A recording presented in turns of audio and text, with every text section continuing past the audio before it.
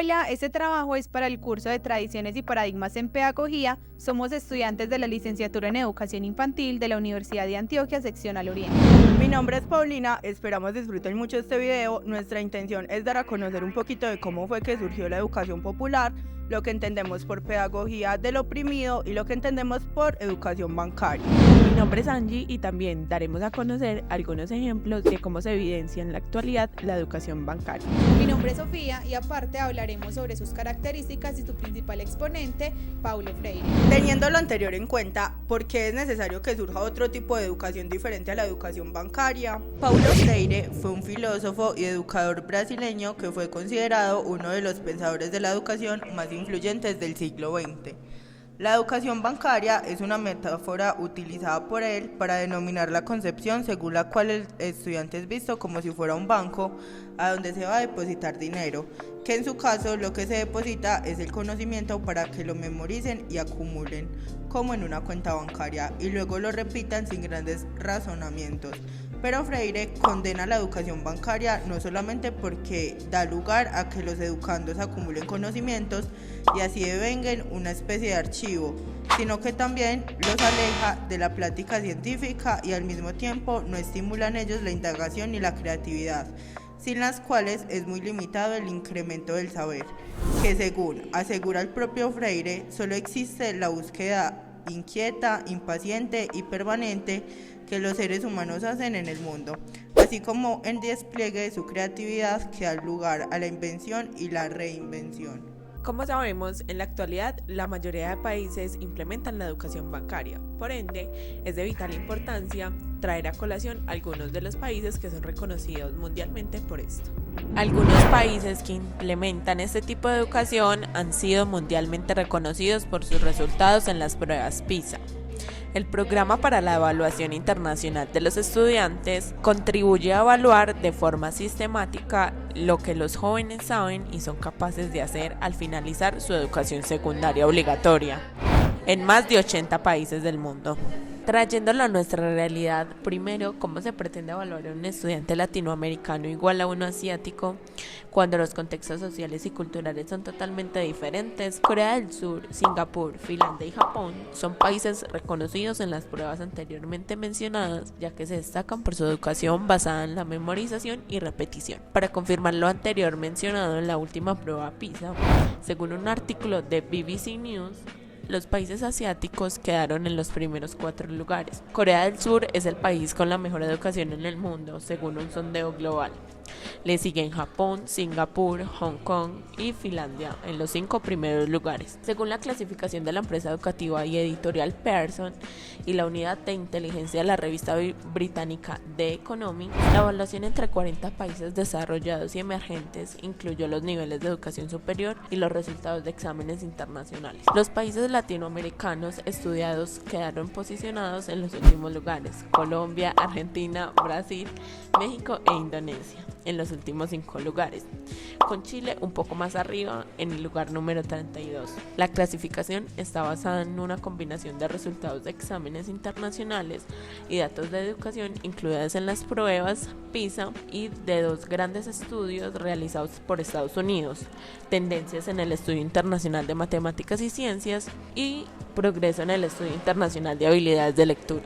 Entonces, como mencionaron anteriormente, ¿cómo pretendemos evaluar igual a los estudiantes de todo el mundo simplemente con unas pruebas?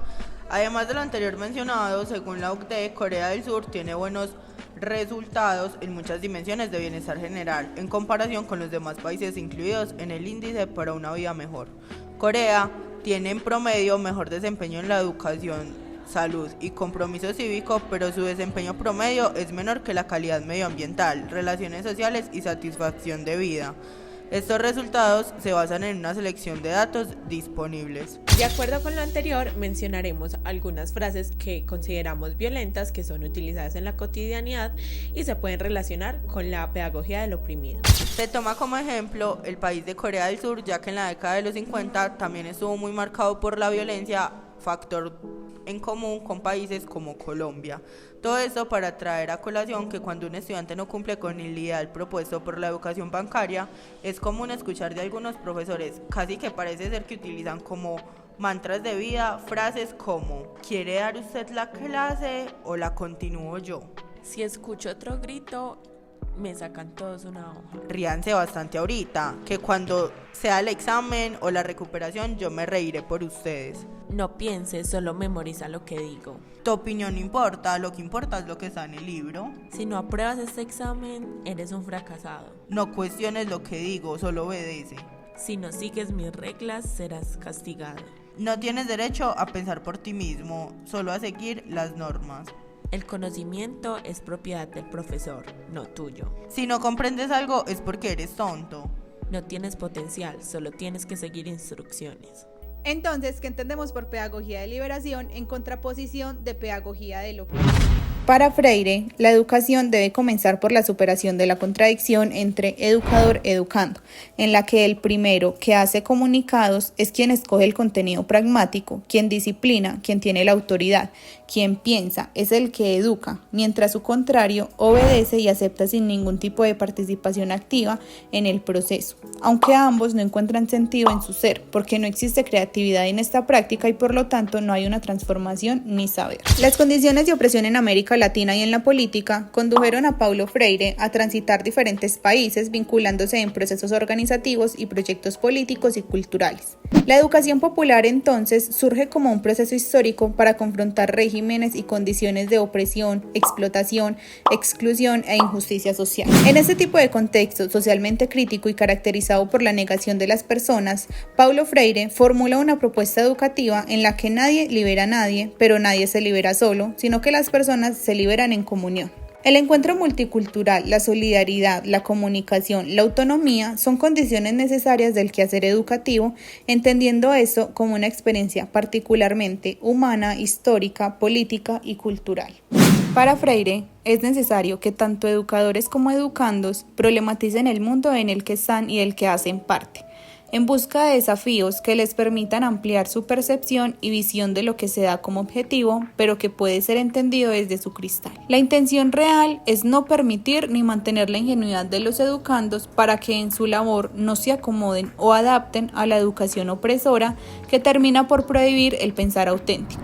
En contraposición a la educación bancaria, la pedagogía problematizadora o de liberación pretende que tanto educadores como educandos se hagan sujetos en los procesos educativos con actos conscientes que superan el intelectualismo individual y el autoritarismo del educador bancario, a la vez que la falsa conciencia del mundo.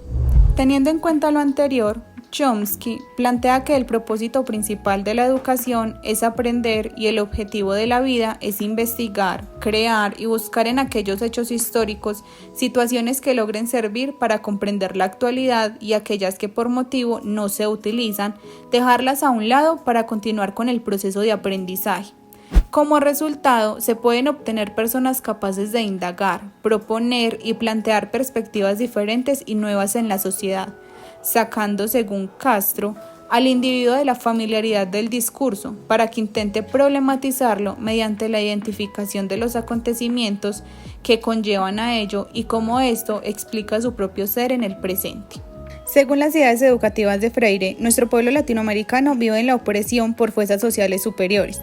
Los grupos opresores no permiten su liberación. La pedagogía tradicional, apropiada para las clases superiores, que llama Freire, educación bancaria para privilegiados, debe cambiarse por una pedagogía para los oprimidos, con una visión crítica del mundo en donde viven.